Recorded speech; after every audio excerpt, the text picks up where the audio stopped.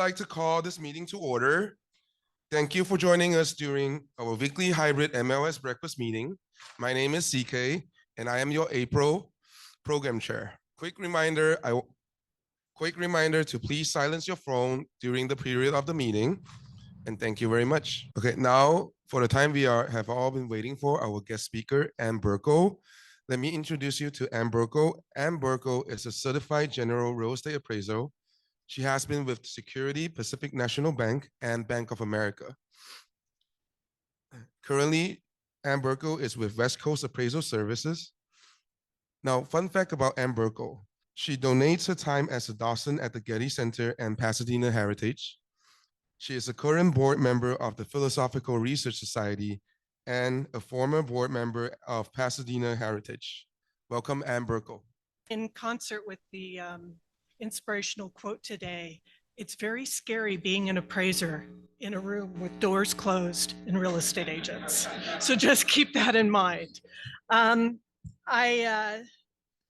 I lead tours, and so consequently, this is going to be somewhat of a tour. And when I lead tours, they're interactive. So I ask you a lot of questions. So please feel free to answer. If you don't, I'll answer them myself. Okay, this is a very common comic, and I don't know if you've seen it, but this is what the homeowner thinks their home looks like. Next, this is what the buyer thinks it looks like. If you've noticed, it's a one-car garage, not a two-car garage. It's not as clean looking, so to speak. How about the next one? Your lender. Don't need to explain that. Now the next one. I take offense to that because an appraisal is an opinion of value, and we all know that. But I can bring 5 appraisers up here, I give them the same comps, and they will come up with 5 different answers. And that's just because appraisal is art, it's not a science. We all think that the numbers are what we're most concerned with, but they're really not. And that's what I'm going to try to convince you of today. And then the 5th one, and lately that's been happening a lot. Okay, now the next page, Belen. I'm not kidding you. I had a real estate developer challenge my value and say, I must have used a dartboard. So I saw the dartboard and I decided, okay, I'd share. I don't use dartboards. Some appraisers may, who knows, but appraisal is not a dartboard. Okay, interactive. I need to have you tell me, what does this look like to you? It is artwork, but what does it look like to you? I'm sorry, I'm having a difficult time. Jungle gym. Anything else? Okay. Some people see a leaf. Some people see a highlight racket. Some people see a wing. Some people see, and I don't get this one, a womb, a W-O-M-B, but some people see that. But what if I was to tell you it's a face? A face. Since it is a face, what direction is the nose pointing? Yeah, it's my right, your left. This is a work of art at the Getty Center called That Profile by Martin Purer. And the reason why I like using this as an example of interpretation of art is because Martin Purer is a contemporary artist, and he's trying to do a contemporary view of Renaissance portraiture. Think of the Mona Lisa. Is she looking directly at you? Her face is a little bit tilted. And then so a profile is a characteristic of Renaissance portraiture. And then the other characteristic is detailed landscaping in the background. That would be the Santa Monica Mountains that you're looking at. But to some people, it still looks like a wing. To some people, it still looks like a highlight racket. Art is really subject to the individual's interpretation, and I submit to you appraisal is as well. Whenever we do an appraisal, the very first thing we do is define the problem. And problem's a pejorative, so I always think it's more like the challenge. First thing we do is we have to figure out what the purpose of the appraisal is. For lending, for trust or estate work, partnership buyouts, condemnation, those are only a few of the many ways or reasons why you need an appraisal performed. And the techniques involved in satisfying those 4 different purposes are slightly different. Like condemnation, they choose the highest value, not the lowest. Partnership buyout, it just depends on the acrimony between partners.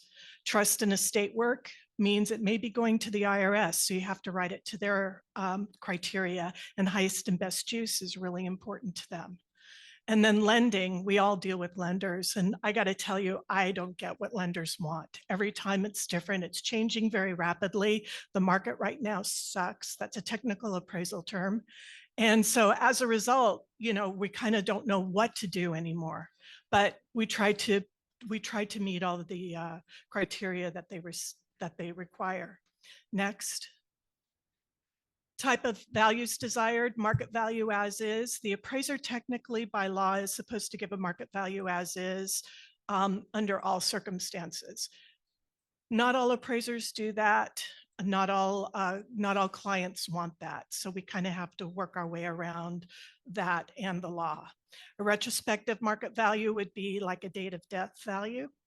So if somebody comes to me and says, Grandpa died January 1st, 2020, can you give me an appraisal? That's what we have to do. And so appraisers tend to have a lot of retrospective information. And then the other is the prospective market value, which is most likely a construction job. So they want to know what the property is worth now, which could be vacant land. It could be a retail. And then somebody buys it and they want to transition it to medical. Then we would appraise it for the prospective medical purpose.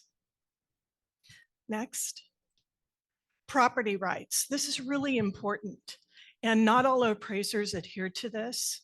But we know that fee simple and leased fee. Fee simple means owner user. For the most part, there's no lease involved. And leased fee means that there's a lease involved. Now, the misnomer with leased fee is that in California, not all the states are like this, but in California, for the most part, if it's month to month or if it's a short-term lease, we may call it leased fee, but we treat it as fee simple. And there is an advantage to that.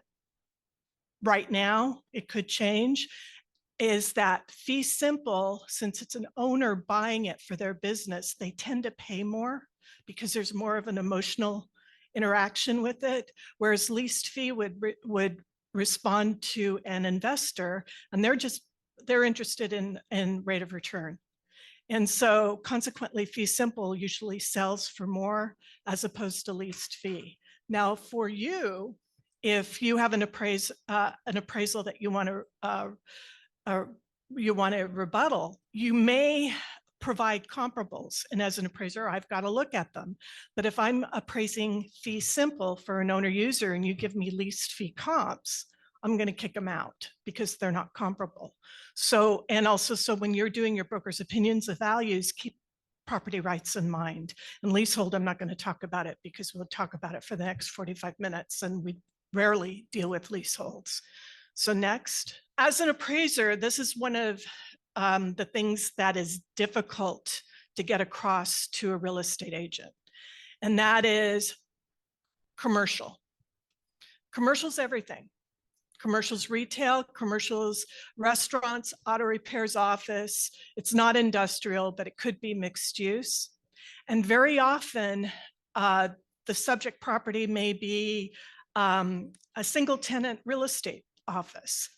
And when you share comparables, which unlike residential, commercial, we like you to share comparables because that helps us develop what you're thinking of in terms of your pricing. And let's face it, you're the ones you're the ones out there, you want to sell it and you want to get your commission. So as a result, you're probably our best source of information.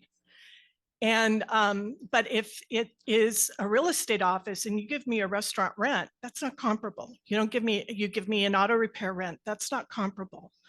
Commercial is the overarching category, but it's segmented. And so if I have an auto repair, I need to use auto repair comps.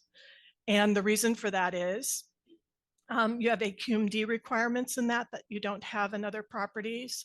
You've got a lot of different nuances. Restaurants are the same thing. Restaurants, if it's a sit-down restaurant, or we call them full-service restaurants, very often they've got the capacity requirements that are different, and that impacts value. And a lot of things like that are fast food. Is it a drive-through or is it a walk-up? And that's specific to that type of property. But what is not specific is mixed use, and we will talk about that in a few minutes. Next. Okay, you get phone calls from appraisers and they ask things of you, and it may not be your deal. And does that frustrate you? It's okay to say yes. It frustrates me. I think sometimes appraisers are idiots in how they ask. I think that they're rude, but we don't ask because we want you to do our job. A lot of it is legal requirements, especially getting leases, current rent roll, and the expenses. By law, we have to ask for those. And if we have to ask for it, but from our subject, we also have to kind of get a handle on it with our comparables as well. But a preliminary title report is always good, and we don't always get one, and that's usually provided by a lender. Property tax information we get, zoning information we get, leases if applicable. We want the complete leases because we need to figure out the basis if there's any concessions, and there's a lot of things written into a lease that helps guide us in how to pick our comparables. Current rent roll is really probably the gem out of all those things we need, because that summarizes the income characteristics of the property.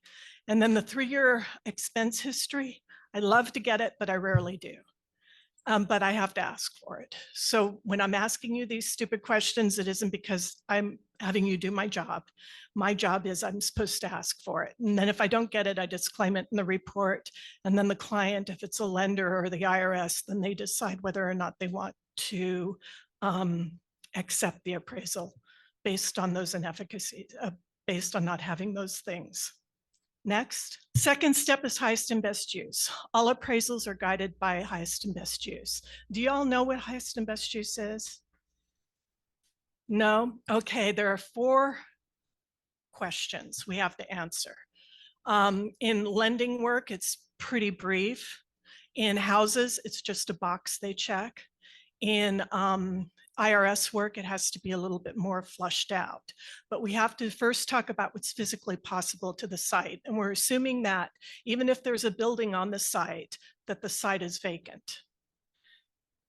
And physically possible is the first thing we have to answer. And that would be, is it level? Does it have does it have street access? Anything like that. It's pretty basic. And then next is legally permissible. We talk about zoning. We talk about if there are any covenants that would preclude development.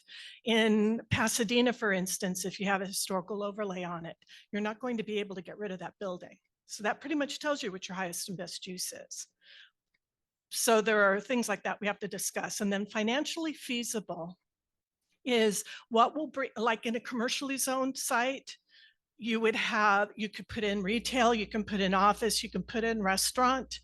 We would have to literally value a prospective property of that category and figure out which one would give the highest income.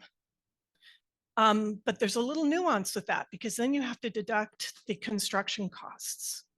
And so it's the net highest amount in it. But that's where we kind of create, if we were the developer, what would we do with that property? And then the 4th one is maximally productive. That is the highest net return. However, there's a big problem with that. And in the appraisal industry, there's huge debate. Can you imagine having a residential neighborhood, a large one, let's say one that has 1,200 units, and that there's no park, no church, no school? The value of those homes would go down because you don't have those amenities.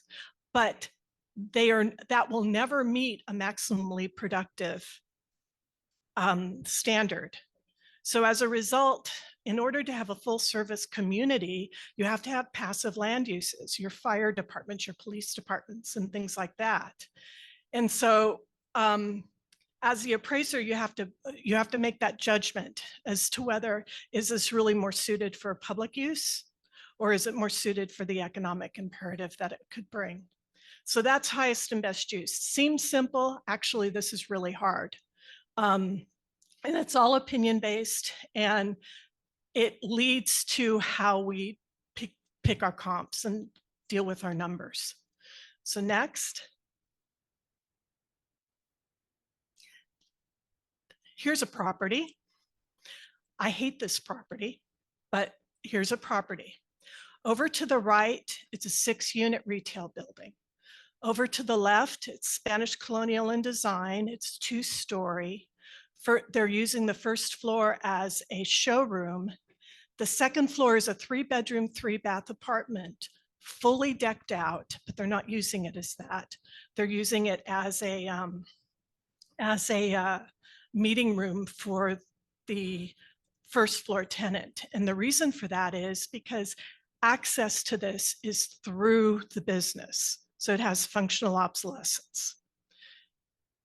The building on the right was built, it has tie rods in it. So it was built before 1933 when the Long Beach earthquake occurred and earthquake standards changed then. So I would say it's probably a 1931, 1932 building. The building on the left is 1929. Now here's the real kicker. The building on the right was a mortuary for several years. It's got a basement where they did all the embalming. First floor was where they had the morning rooms and everything. And the second floor was where the mortician lived. How do you, if you were to live in that second floor, would that geek you out? Yeah. So consequently, as the appraiser, we decided that that's too much of a stigma to be able to quantify and to be able to really figure out whether or not you could even lease it out. So we opted to adopt how the property owner is using it, which is kind of counterintuitive, especially when you consider that right now in the real estate industry, housing is a big deal, but in some cases it doesn't work. Now the next page. This is the same property, but it's the aerial. So over on the right, you can see the footprint of the retail building, and it's a traditional retail. And then you can see the Spanish colonial building, and then the roof line in the back, those are just awnings where they store some of their stuff. Now, another thing that is very difficult about this is that the physical buildings are all on one parcel. The parking on the left is on another parcel. So it's mixed use. How would you comp that out if you were trying to sell it? Yeah, that's the silence that you hear. It was silence for us for a very long time, because technically it's leased fee because that retail property is all leased, but the largest portion of the property is owner user. So it's driven by 2 different type of comps. So that gave us carte blanche to be able to use owner user properties plus leased properties to try to develop value. And we finally did do it, but it wasn't a pretty appraisal. And I'm just sharing that with you so you can see that not everything is straightforward. There's complexity with everything. And then also, I will say, I'm supposed to keep it confidential, but I will say this is in Pasadena. And because the mortuary was built when it was built, and it's of Spanish colonial architecture, there's a strong possibility that if anybody tried to broom it down and put in apartment units, which is what they would do there, that Pasadena Heritage would probably object to it. Then they would probably force a historic overlay on the property, which would preclude it from being anything else. And that's over an acre of land in Pasadena. So it probably would be better suited as apartment, but may not be able to go that way. Okay, now the next slide. Reason why we call you to confirm sales is because of this. That is a drive-in dairy and a gas station. Sold for $3 million. It was on the market for about 3 months. There were no weird things about it, except the land use is kind of unusual. And it is an archaic land use as well, especially in Los Angeles. Drive-in dairies aren't in vogue anymore. The data source that published this got all the physical features correct, got ownership correct, and the sale price correct. But next slide, They called it a Marie Callender's in a restaurant. And if an appraiser doesn't confirm it, they're not going to know. And so what ended up happening is the data source was contacted, they changed it. But in also changing it, they went to public records and they saw that the assessor said that it sold for $2 million, which it didn't. It sold for $3 million. And so they changed the sale price.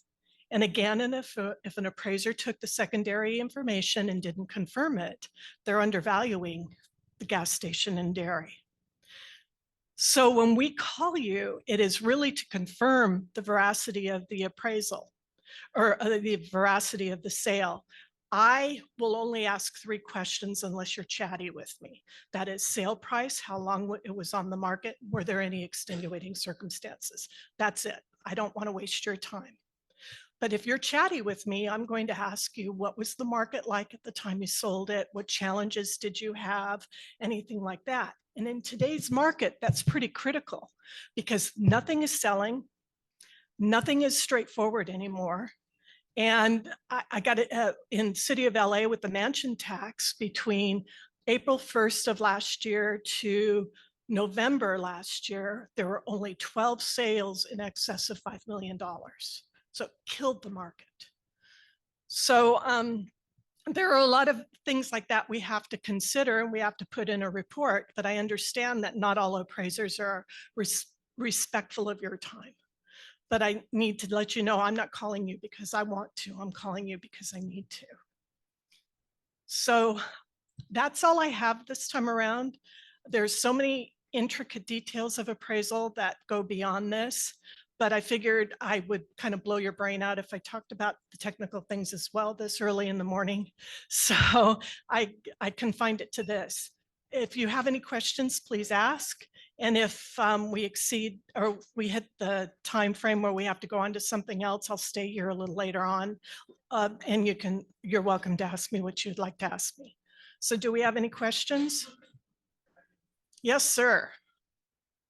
Sounds like a man who's had a problem with an appraiser. Short-term lease. Normally in my business, short-term would be less than 5 years in a commercial. For us, it's less than a year. Less than a year. And we would ask you how to handle it. We would ask you, do you think they're going to resign? If you think they're going to resign, then we will consider it longer term. If you think that there's a possibility that they won't, then we would treat it as fee simple, which on one hand is a benefit because theoretically fee simple sells for higher than leased fee.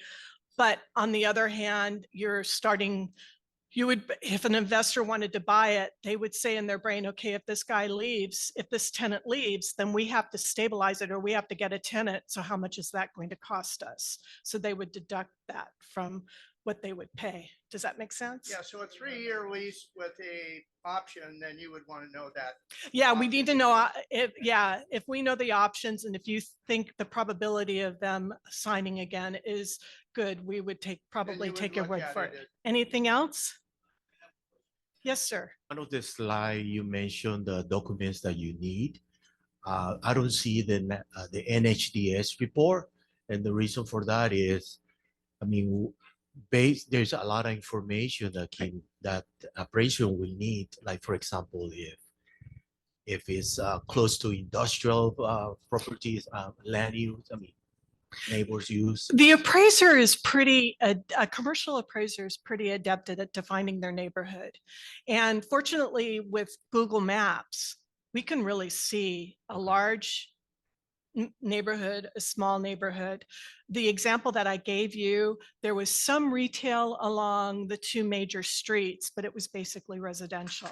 So that's why I thought if we didn't have these buildings on it, it would probably go residential. But if you have those reports and you want to share them, we'll take anything you want. And by the way, I think another difference between a commercial appraiser and a residential appraiser is residential appraisers don't often accept comparables from you. We do. But the reason I was asking is because there was one scenario that I ran into it where I believe was either the lender or the appraiser that were requesting environmental and environmental.